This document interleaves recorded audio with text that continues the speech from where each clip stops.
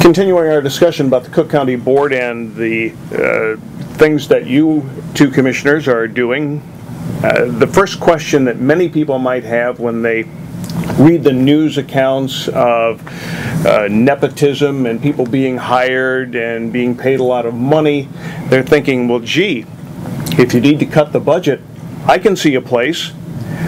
How can you address that as a commissioner? Well, we have been very supportive of measures that require county board approval of the hiring of certain people, the appointment of certain people to boards and commissions, the hiring of people in certain executive positions. We've put restrictions on how much money can be spent per contract before board approval is necessary. You may have read a little bit about that. The administration had given out lots of, many contracts right underneath the threshold, which is $25,000. So what we've done is we have, number one, put restrictions on who gets appointed without board approval. So we are more active in the appointment of boards and commissions. We are more active in the position of executives and placement of executives through board approval. And we have passed a number of very, very, I think, great ethics reforms to make sure that the administration must play by the rules in terms of hiring and firing. We're also been very supportive of the Shackman compliance efforts. Shackman, as you know, and many of your viewers may not know, sued the city probably 20, 30 years ago, and the county is still going through a process now where we will become in compliance and the federal court will remove us from that order, which basically says people shall not be hired solely based on political consideration unless you're in some type of policy decision which requires you to have the same philosophy as the administration. In other words, if you are a bureau chief, which is a very big position at the county, you may be appointed by the president with political consideration. We have enacted legislation, both Commissioner Suffredin and I have been very supportive of legislation that says you need to come to the board for approval for those positions, boards and commissions and executive positions. We've put on ethics legislation which bars people from doing business with the county after so much time that they've left the county. In other words, if someone is responsible for negotiating contracts with the county and then suddenly leaves the county and starts working for the company that he or she was negotiating the contract with, it could raise some eyebrows. So we've passed legislation like that. There's a whole slew of ethics reforms that we have introduced, and Larry and I think have been on all of them, to move this county away from a concept of cronyism and which often results in corruption. And we certainly want to continue that process. And with the new president, I believe that we will be able to continue that process to get this concept that, we're in the 50s and everything's political in terms of contracts and hiring. Those days are over. And I think the majority of the board, Republicans, Democrats, Independents, are of that philosophy, and I think it's going to be a very positive experience. This must have created some rather unusual or difficult conversations when you were first coming up with these, because it is a different way of doing business than we've seen. It's a different way, but it's the right way. And I think I was actually impressed and surprised by the number of people that supported these types of ethics reforms. Surprised because of exactly what you just said. It's change. It's a drastic change from the way Cook County operated, and a drastic change from many government processes. So I think that we're on the right track with that. I think we need to continue that. Ethics reform is very important. We must build confidence in the people, once again, that their government officials are doing the right thing. It doesn't help with so many of these commercials that are so negative, but the truth of the matter is that we do a lot of good things, and we will do them better when people understand that it's a new day, it's a new world. It's not about political cronyism or corruption, because that's what happens. It's about doing the right thing for the people. I know that sounds like demagoguery, but it's the truth. We have to get this feeling of everything being political away from the way we operate. And I've always been supportive of that. I know Commissioner Suffredin has always been supportive of moving away from that.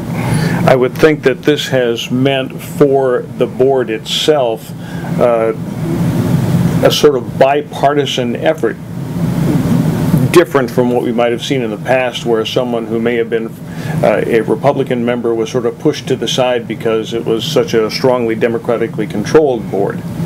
Well, this is not George Dunn's county board. And December 6th, we're going to have a new president, and I think the new president will invigorate this board, and we'll have a chance to really work with somebody. On the 8 years that I've been on the board, I really haven't had a president who I've been able to sit down and work with and be able to come up with programs and projects that we think are meaningful to the constituents that I represent.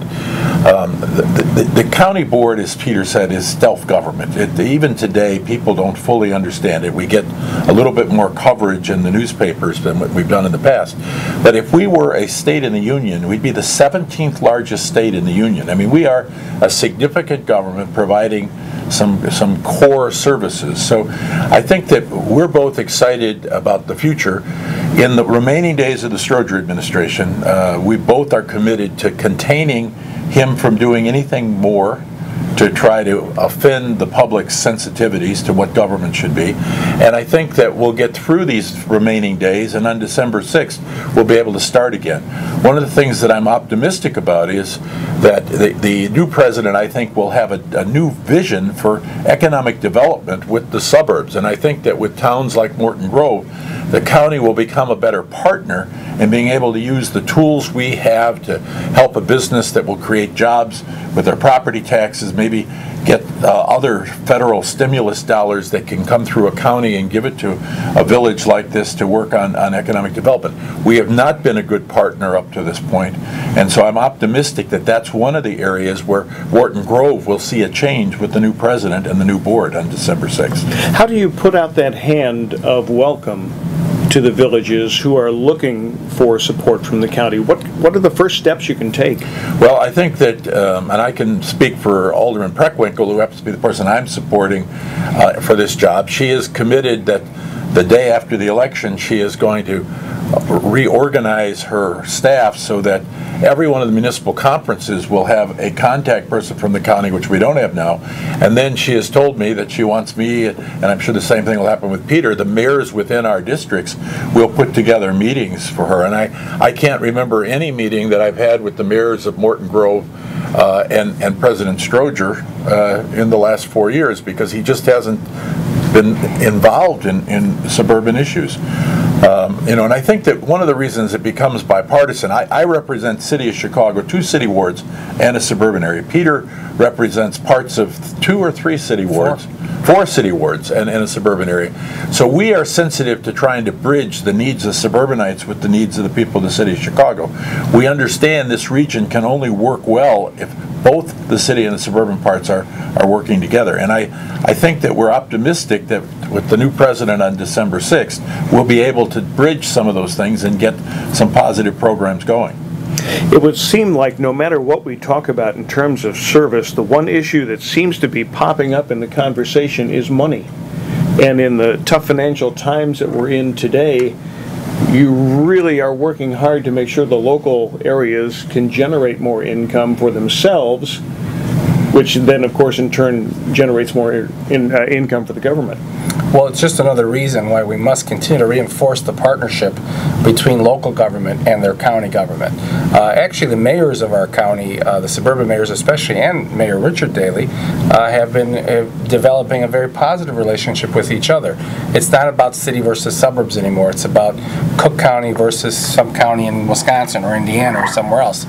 We need to continue to develop jobs. We need to continue to develop industry. We need to continue to develop commerce.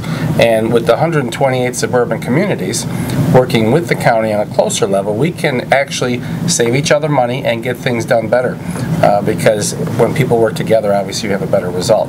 We have 128 either full or partial suburban communities in Cook County. We have the 3rd largest city in America.